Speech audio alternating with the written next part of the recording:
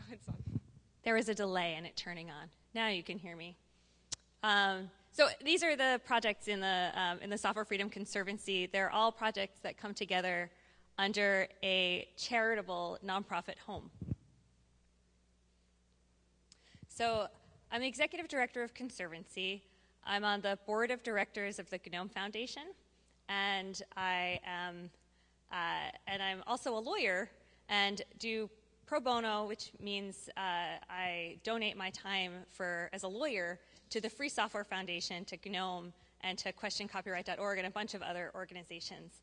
I co-organize a program called Outreachy, which is like an outreach program to give women and other underrepresented groups opportunities in free and open source software. And I'm giving a talk on that called Bringing Women to Free and Open Source Software, and that's on Friday at 4. So if you're interested in that, you should come. And I should say that a lot of people feel like the topic of bringing women to free and open source software is not applicable to them, especially to a lot of men feel that way. But if we rely only on women to bring more women to free and open source software, we're going to have a lot of hard work ahead of us because there are so few women here already that it's simply not fair or reasonable to somehow expect them to bring more women to free and open source software. So it's in fact the men in free and open source software, it's the majority culture that is going to be able to make a difference. So that talk is for you, everybody. And I'm also a cyborg. I have a defibrillator pacemaker. I've got a heart condition. I have a very large heart, and I'm at a very high risk of suddenly dying.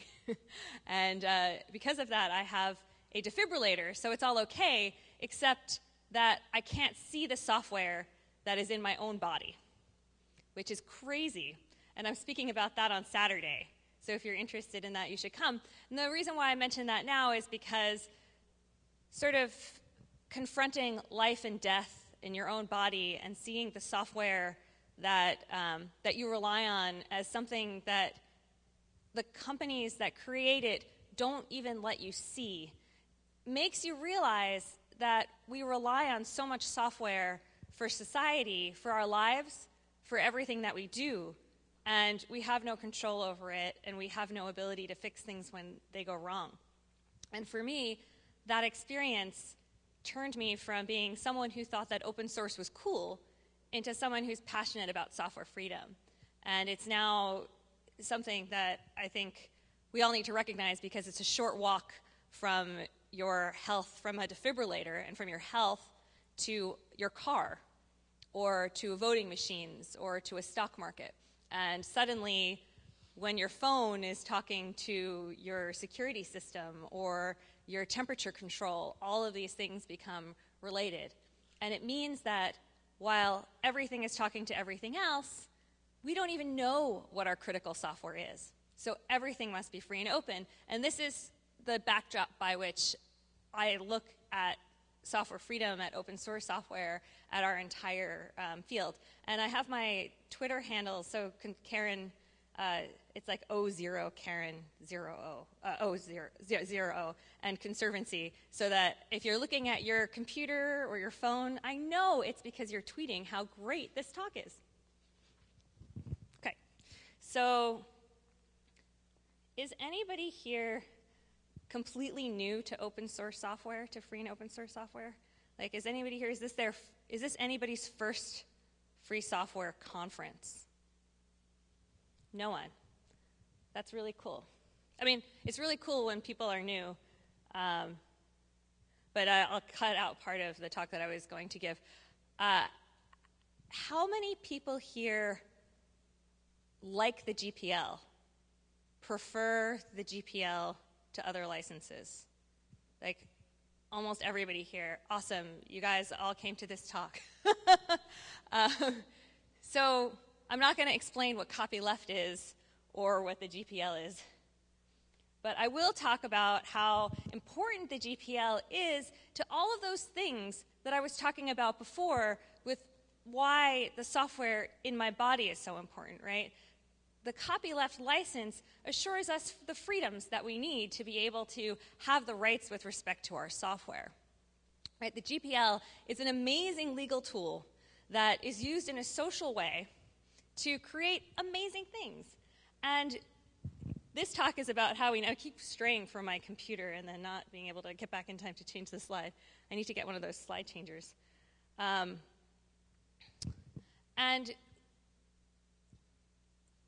we get passionate requests from people to make sure that the GPL is enforced, especially on Linux. So I asked, since everybody here raised their hand about preferring the GPL, I'm not going to ask how many people here have used Linux.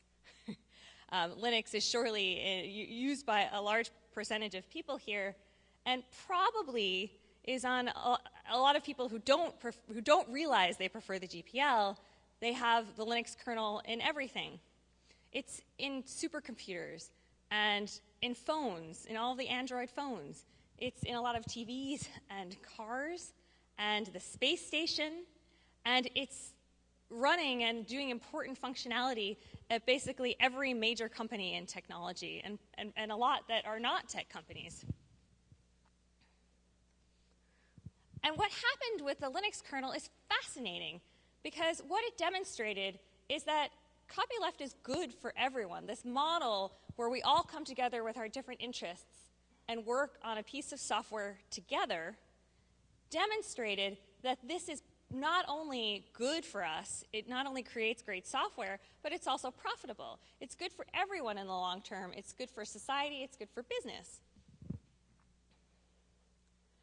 You would not even be able to start thinking about how much money you would have to spend on creating something from scratch now, right? If you had to create a product without using any free software at all, you would be in trouble. It would take you a really, really, really long time. And it would cost you a lot of money. And because of that, everything is built on free and open source software, right? There's free software in the core of everything.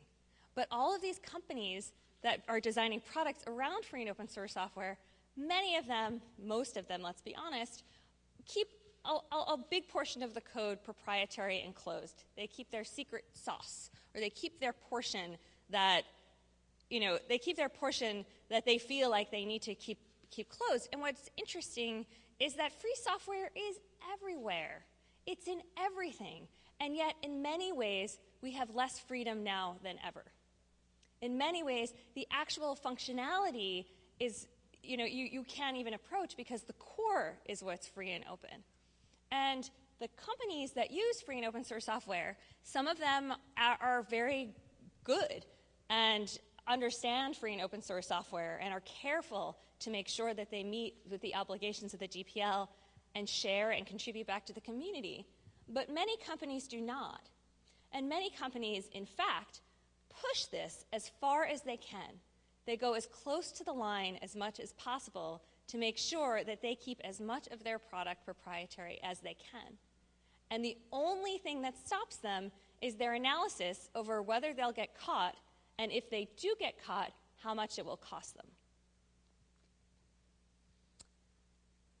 And previously, there really hadn't been anybody enforcing the GPL over Linux. There were some, so there was Harold Velty, but generally, what happened was that a lot of the Linux kernel developers, for many reasons, were not coming forward, even though they were angry about it and upset, and worried, in fact, that they couldn't even take advantage of modified versions of the code they themselves had written to do cool things that they wanted to do.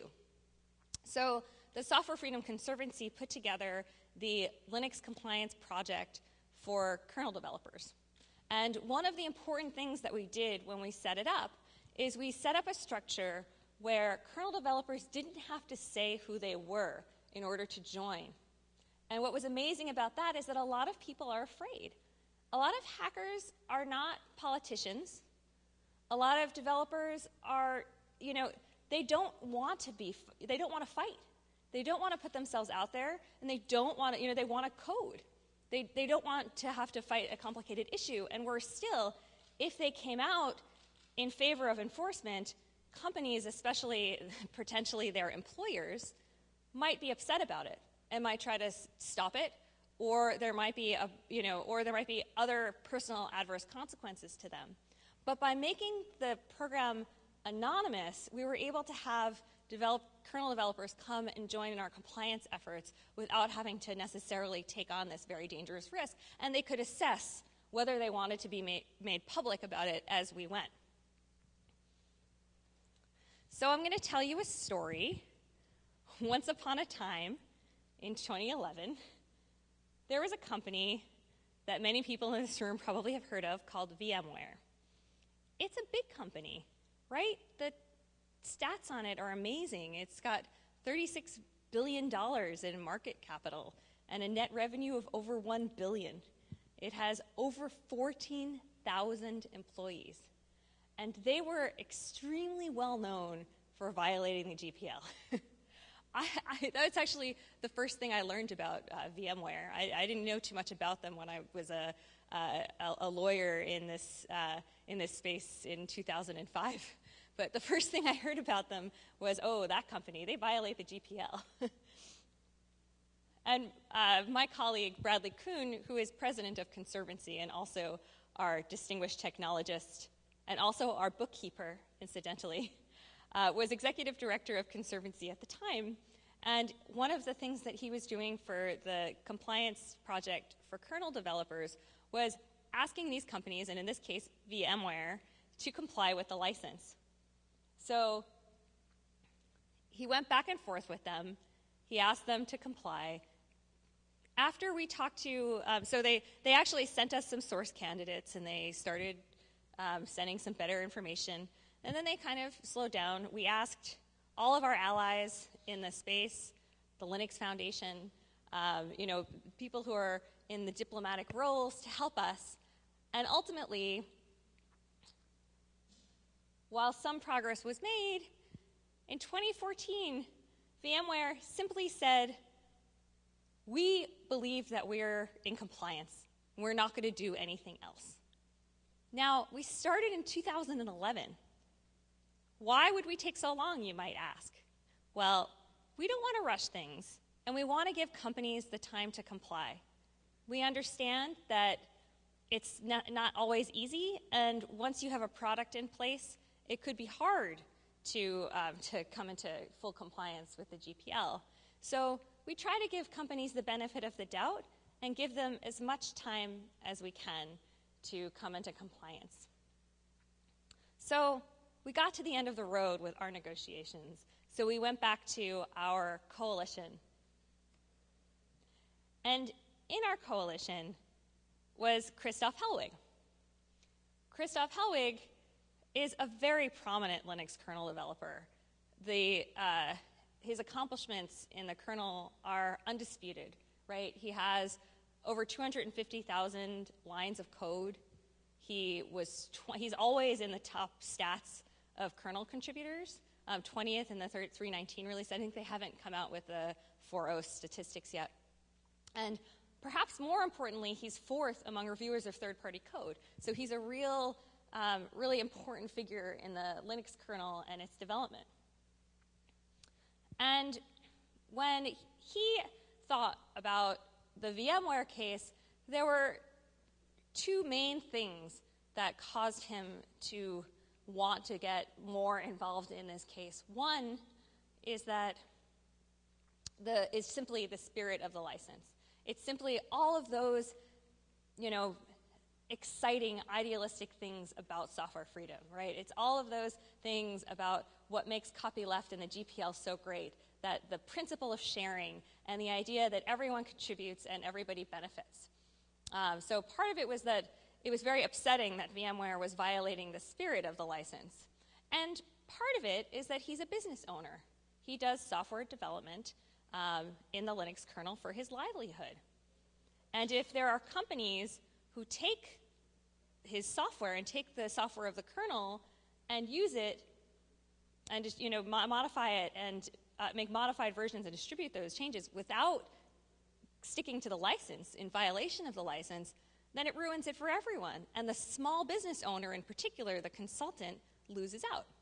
Because suddenly everything Christoph does is released to the public, but what VMware does and distributes is not, which is simply not fair and not good for business. So he got this guy involved. This guy is Till Jaeger. He's an amazing lawyer in Germany. And so he started to pursue this situation as well. Now, the technical situation I'll just give you sort of like a technical overview. I'm saying that it's the technical situation. It's because it's an ongoing litigation, so there's a limit to what I can talk about since it's a case that's being litigated in court. But what we can say is that VMware uses code from the kernel under GPL v2, and you can see it from VMware's own website. VMware distributes the kernel modules, the v2 kernel modules, together with proprietary components. They use both the Linux drivers and other Linux code. And what's particularly interesting is that they've adopted the proprietary components and the GPL components to make them work together. And they also use the v2 code in kernel modules as well. On our website, we have an FAQ about this lawsuit, and this is actually a diagram that we made so that people can understand a little bit better what's going on. So it shows the structure of VMware's product, where Christoph's code is, what the Linux code is, and how the licensing situation works out. So you can take a look at that. We've basically, I guess I'll just say that under German law and the way that German courts work, there's a very strong privacy component, and so there's a limit to what we can say about the lawsuit. It's very different than under U.S. law. I don't know how it is here in Brazil. In the U.S., once you filed something in court, it's public, and as a U.S. lawyer filing litigation, I would have expected, for example, that the complaint would be public. But under German law, we actually need VMware to agree to make this information public. So until VMware agrees, we're quite limited in what we can say, and we're limited to public information. So you can ask VMware to agree to release more information. So Christoph and Till renewed the process and did their own additional process in Germany. And that finally broke down when VMware asked for a non-disclosure agreement simply to look at a settlement offer. And when that came in, it was sort of evident that this wasn't really going to go anywhere.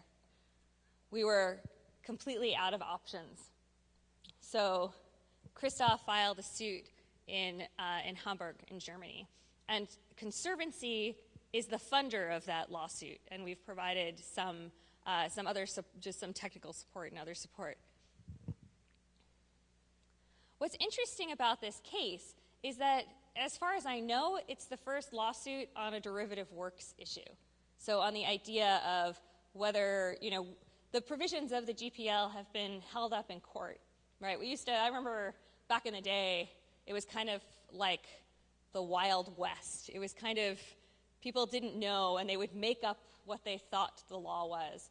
And as a lawyer, for me, it was very upsetting that there wasn't much guidance, right? So we didn't know whether the GPL would even be enforceable in a court. But now we've had, some experience. There have been some cases, and they've all been pretty favorable to the GPL. But none of them have touched on the issue of modified works in their distribution and that portion of the GPL. And so this case is very particular in that it's in that it is specifically about derivative works. And what I think is interesting, and I'll even say cool about it, is that if there can be something cool about a lawsuit, but what I think is cool about it is that it's going to help everybody. So having some clarity over, and this is just one case, so this case will not decide the state of the law on derivative works. It's just one case. But having some insight to how this will be interpreted by a court will help everyone, because lawyers in-house in companies, lawyers at VMware, lawyers at all of the big companies in free and open source software, lawyers at other companies that are not even contributors in our space, all look at the GPL, they look at the Linux kernel, right? And they think, what is the risks? What are the risks? And how on earth would a court interpret this license? And each lawyer has this painful analysis on their own, and they come to a conclusion of what they believe, and then they advise their company and they make their decisions. It's very expensive.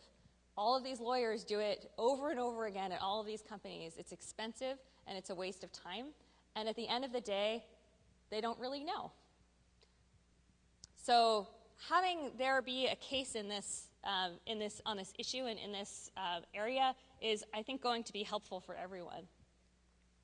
As I said, I wish I could say more. We've basically pushed the limit on what we can say publicly, and you can look at our FAQ on Conservancy's website, and we've really released as much as we can, including links to where the software is on VMware's site, so you can go and look at it yourself and decide what you think. We launched a big campaign around this lawsuit. This is the hashtag because it's, my computer almost fell because the case is ongoing, is VMware DTRT, which means do the right thing. And when we launched it, it was so exciting because so many people and so many organizations came out in favor of the lawsuit, including the OSI, the FSF, and individual kernel developers. That's Matthew Garrett, who's speaking, I think, on Friday and Saturday here, who's the second one. In the FSF, the executive director of the Free Software Foundation is a guy named John Sullivan. He used to be a poet before he came to free and open source software. So he's extremely eloquent. Everything he writes is just wonderful. And so he wrote this quote for their press release that says that the point of the GPL is that nobody can claim those rights and then kick away the ladder to prevent others from also receiving them. And I thought that was really just great. Now, that's a reaction from our obvious ally, the Free Software Foundation, right? The Conservancy and the FSF see eye to eye. We really agree about the interpretation of the GPL. But we were wondering how companies were going to react. Well, this is a quote from a company that will remain nameless on an internal posting board. Somebody said, on a very active company that uses a lot of free and open source software, that VMware should have read their internal open source 101 materials. And then basically a 101 materials are introductory materials, and that they would have avoided the lawsuit if they had just read the most basic things. But not all of the reception has been positive. Enforcing the GPL is extremely political. It's a highly charged subject. And we're a really small organization. And interesting things have happened since we filed the lawsuit. A lot of people have come out in support, but we also had some of our funding pulled from some of the corporate donors. So it's been really tough. And we have a lot of other work to do. You saw that slide I put up at the beginning with all of our free software projects. How will we support? We need to support we need to support Git and Inkscape and Samba and Sugar Labs and Selenium and PHPMyAdmin and all of our projects. We need to do that too, and we're tiny. So we really need your help.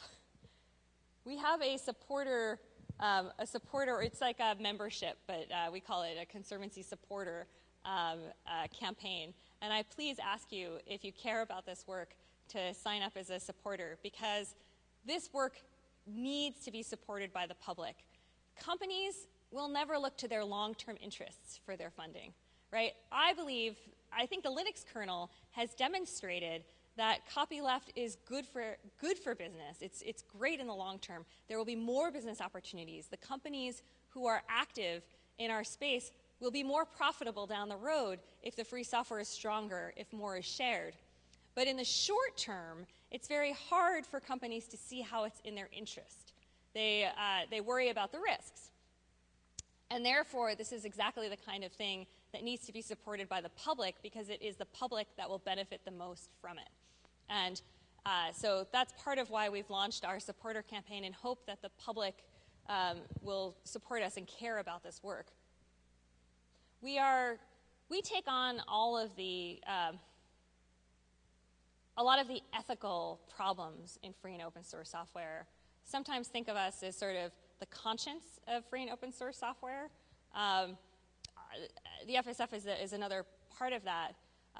But the things that we're like two of our majorly visible programs are this enforcement work and also outreach, our diversity work. We're doing things that are good for the ecosystem as a whole, that are good for free and open source software, and that are the ethical, idealistic side.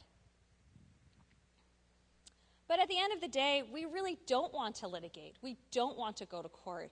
We just want companies to comply so that we all have access to their code and so that we can build on it. So one of the things that we've done is we've published a website called copyleft.org. And what we've done there is we've put together what we think of is the best information about copyleft that is available.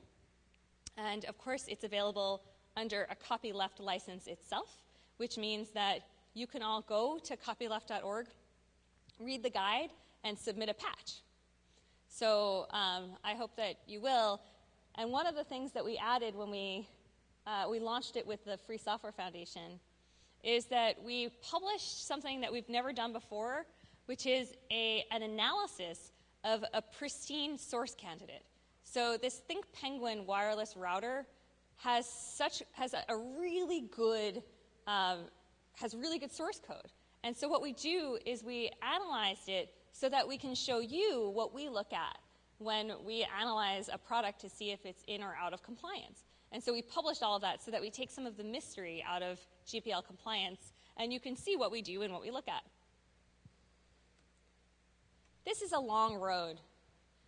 This is just one lawsuit. This is one case. This is something we're going to have to work on for a long time. And we're going to have to do it together because it's so valuable, and our freedoms are so precious and are, as I said at the beginning, are being eroded. Do not underestimate your ability to help.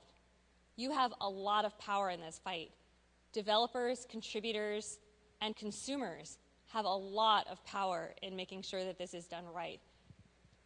I think a lot of companies have started to push a non-copyleft agenda because it gives them more options, right? They've tried to convince developers that they shouldn't care about copyleft. And what we've seen is a lot of times that those lax permissive licenses wind up away from the developers that started it, away from the communities, and wind up down the road of what the companies want. And we're seeing those failures come to light now, showing how valuable copyleft is as a model. And a lot of companies believe that people don't care about the GPL, but they do. So stand up for the GPL with me. Thank you. I think we have, this talk is under CC by SA 4.0. And so you can share it with anyone you want. And just contact me and I will share the slides with you. I kept it short because it's so late. So we've got some time for questions. If anyone has any questions. Oh, we have a thing. Oh, no questions. So does anybody have any questions?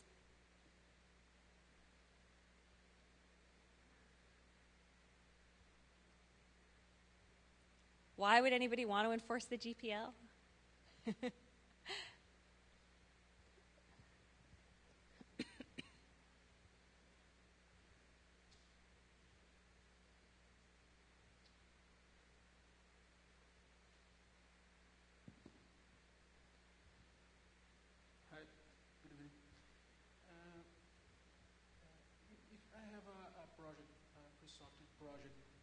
Hello?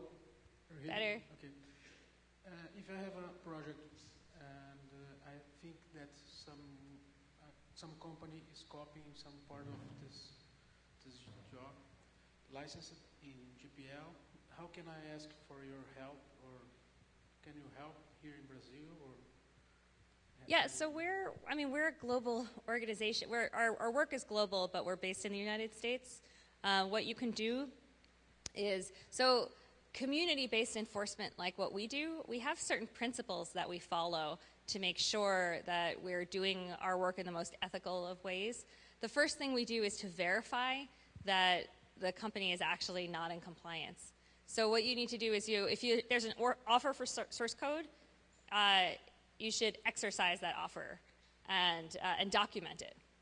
And if you do have the source code, show us why you think. So create a record, and then you can email it to compliance@sfconservancy.org, and we can see the kernel developers that are part of our coalition are also global. So as you can see, we filed the lawsuit. Well, Christoph filed the lawsuit in Germany, but many of our developers are based in the U.S. too. So it sort of depends. Just one more question. And you have representatives here in Brazil, lawyers in Brazil, and if there are some lawyers here that want to join with the conspiracy, is it possible? How it works? Yeah, I mean we have lawyers, but we're a non-legal organization. But I think the FSF has a branch in Brazil. We'd be very interested in talking to Brazilian lawyers. I'd especially be interested in improving copyleft.org with a Brazilian perspective. And I would doubly be interested in translating what we have at copyleft.org into Portuguese. So if there are people who are interested in that, I think that would be a huge help to everyone.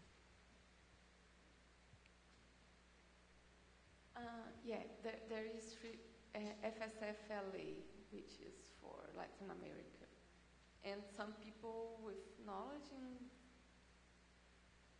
copyright, but I don't think they have lawyers. But there are some lawyers that do know copyright in Brazil, probably in this event, that help build some laws for governments, trying to make, free software the preferable way of developing software. Okay, so I actually have a question. Well, let me just add to that, which is to say that if we had a matter we wanted to bring in Brazil, we would partner with Brazilian lawyers. So I'm aware of a couple of Brazilian lawyers. So, okay, ask your question, please. So, I was very impressed to know that there were no derivative cases before. I guess a lot of the non-compliance cases don't actually go to court, so that's probably why. But why? I mean, is there any reason? Is it just ignorance that a lot of people don't comply when they didn't do any derivative work? Because I always thought they did something they think that is like an advantage, and that's why they don't release the code. Why? Yeah, sometimes it's both. Sometimes it's simply not releasing work they haven't modified. So there's a case that was filed with multiple defendants by Conservancy called the Best Buy cases. The Best Buy was the first defendant, and most of those were no source or offer. So basically, a case where there was no source provided with the product, and also no offer saying, if you ask us, we will provide you with the software. But even companies that make modified works and distribute it do the same thing. But there are plenty of companies that don't distribute the source, even though they haven't modified it, for a lot of reasons. Sometimes it's because their vendors have not provided them with their code, which is crazy. It's amazing to me that these big companies with lots of lawyers are not insisting when they get software with GPL code in it that they don't insist that they get the complete and corresponding source code as well. If not just for legal reasons, for security reasons, right?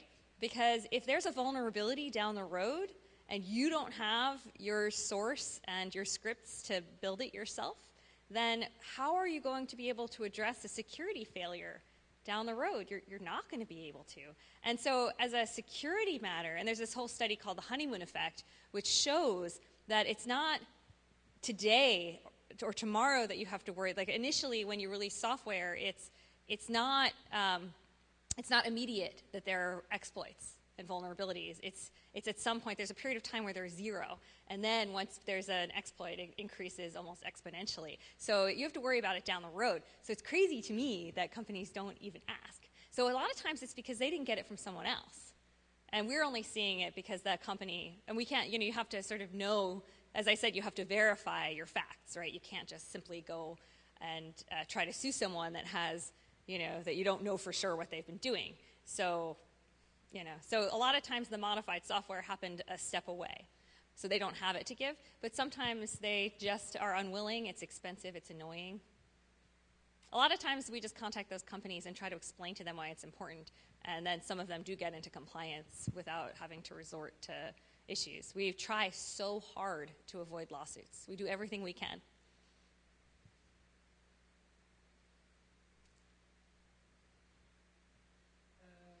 The Conservancy have any relationship with free software? Your institution has any relationship with Free Software Foundation? And if not, why don't join in the same institution? That's a really good question and a complicated one. We are definitely organizations that work together on a lot of initiatives. We have the same principles on most things, but we are very different organizations. I don't think that the Linux compliance project could have happened under the auspices of the FSF because of various political reasons. Because the FSF is one kind of organization, we're very pragmatic, and we represent all of our free software projects, like all of our member projects. So we're just sort of like a different style of organization. They're more of an advocacy organization, and we're the projects that are creating software, and then we have our internship program and our compliance program. So we're very complementary organizations. To merge them is sometimes my fantasy, but I think it won't work. I think we need two organizations, and I think that the good thing is that we can work together, but we do need to be under our separate auspices and separate leadership. That was a good question. Anybody else want to stump me? Hard questions? Easy questions? No problem. I'm giving 2 more talks, so think about this, come hear those talks, and ask me if you have any questions then. Thank you very much.